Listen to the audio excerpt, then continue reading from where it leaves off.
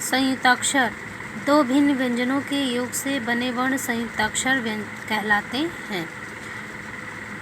दो भिन्न अर्थात दो अलग अलग व्यंजनों के जुड़ने से जो वर्ण बनता है उसको संयुक्ताक्षर कहते हैं। जैसे द और य। द अलग व्यंजन है, य अलग है, लेकिन इन दोनों से जो शब्द मिलकर जो वर्ण बना है वो द्या कहलाता है। इससे बना हुआ शब्द है विद्यार्थी या विद्या। विद्यार्थी, विद्या आदि। क और त, आधा क और त, क्योंकि का के नीचे हलंत लगा है इसलिए आधा हो गया। तो जिन वर्णों के नीचे हलंत का प्रयोग होता है उसको वो आधा पढ़ा जाता है। का और त मिलकर बन गया अक्त अर्थात रिक्त। इससे बना शब्द है रिक्त, वक्ता आदि। त और य, आधा त और य, यहाँ पर इसलिए आधा त और य क्योंकि ता के नीचे हलंत है। तो इससे बना हुआ शब्द है त्याग और मृत्यु। फिर है व और य। व भिन्न व्यंजन है, या भिन्न व्यंजन है। इससे बना हुआ ये दोनों मिलकर बना व्य। इससे बना शब्द है व्यापार, व्यवसाय आदि। क और य, क्य। का आधा क और य से मिलकर बना, का के नीचे हलंत है इसलिए आधा का पढ़ा जाएगा। और य, क्या। इससे बना शब्द है क्योंकि या क्या। न य, न्य।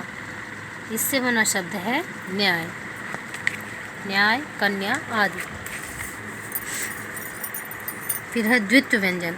आगे आपने पढ़ा कि दो भिन्न भिन्न व्यंजनों के योग से जो बनने वाले शब्द हैं वो आपने देखा। अब आगे देखेंगे द्वित्व व्यंजन, दो समान व्यंजन। इसमें दो समान व्यंजन, दो एक प्रकार के व्यंजन, एक समान व्यंजन होते हैं।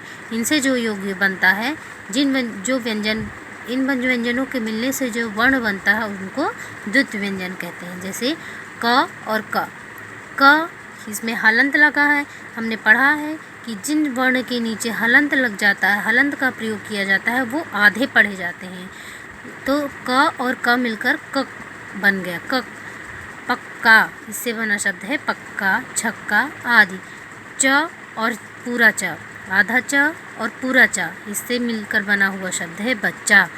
त और त ये दोनों समान वर्ण हैं, लेकिन इसके नीचे हलंत लग गया है इसलिए आधा ता पढ़ा जाएगा। और ये इसके नीचे ये स्वर सहित है और ये स्वर रहित है, इसलिए इससे मिलकर बना त, पत्ता। न और न मिलकर बना अन्न, भिन्न। ट और ट मिलकर बना पट्टा, खट्टा। द और द मिलकर बना गद्दा, रद्दी आदि। जिन वर्णों के नीचे हलंत लग जाता है वो आधे पढ़े जाते हैं, उनको स्वर रहित कहा जाता है। और जिसके नीचे नहीं लगता है वो स्वर सहित होता है, वो स्वर के साथ उसका प्रयोग होता है, इसलिए वो पूरा पढ़ा जाता है। लेकिन जिन वर्णों के नीचे हलंत लग जाता है वो आधे पढ़े जाते हैं। फिर देखते हैं र व्यंजन के विभिन्न रूप। र की मात्रा कई तरीके से लगती है। आइए देखते हैं किस प्रकार। र एक ऐसा व्यंजन है जिसका अन्य व्यंजनों के साथ मेल होने पर उसका रूप बदल जाता है। र का प्रयोग अलग अलग व्यंजनों के साथ जब ये मिलता है तो इसका अलग अलग रूप हो जाता है। जैसे यदि र स्वर रहित हो, जैसे कि हम आगे पढ़े स्वर रहित, जिसमें स्वर का प्रयोग न हो, जिसमें स्वर जुड़ा न हो।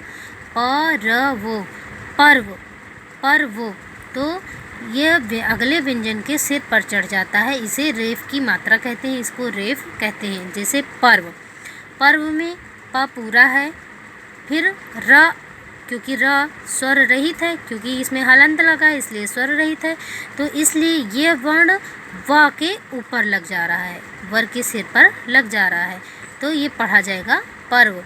इसी प्रकार क और मो, कर्मो, र आधा पढ़ा जा रहा, करम अगर पूरा पढ़ा जाता तो ये ना लगता इस तरह की मात्रा, लेकिन कर्मो आधा पढ़ा जा रहा, स्वर रहित है ये, इसलिए ये कर्म की मात्रा, इसमें ये रा की मात्रा ये माँ के ऊपर रेफ की मात्रा, इस प्रकार से इसकी मात्रा लग जाती है, इसको रेफ की मात्रा बोलते हैं। इसी तरह चरमो, चर्म, धर्मो, धर्म।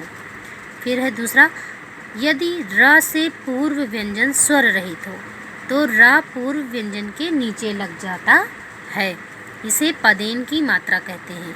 जैसे च, क, र।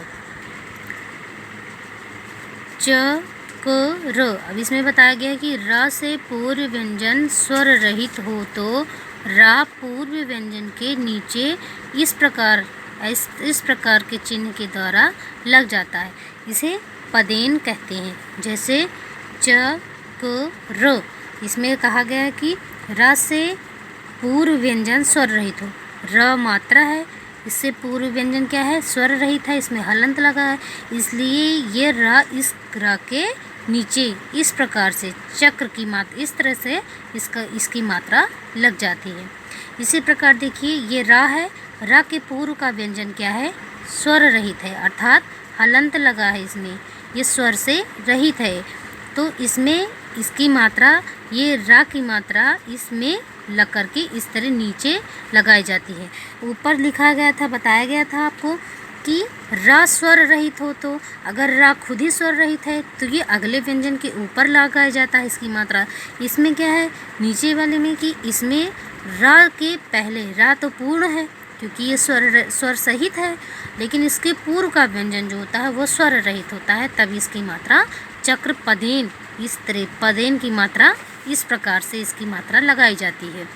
इसी तरह क र म क्रम, र पूरा है लेकिन इसके पहले का वर्ण आधा है, व्यंजन रहित है, स्वर रहित है, इसलिए इसकी मात्रा क्र के साथ ही इस व्यंजन, इस रा के साथ इस नीचे पदेन करके लगाई गई है।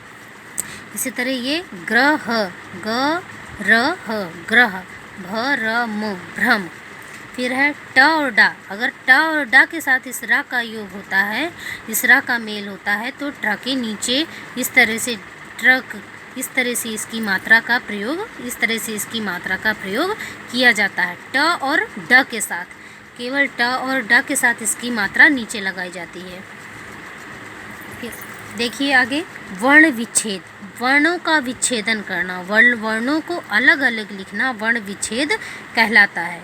शब्द में प्रयुक्त वर्णों को अलग अलग करके लिखना वर्ण विच्छेद कहलाता है। वर्ण विच्छेद करते समय ध्यान रहे कि सभी व्यंजनों में आ स्वर निहित होता है।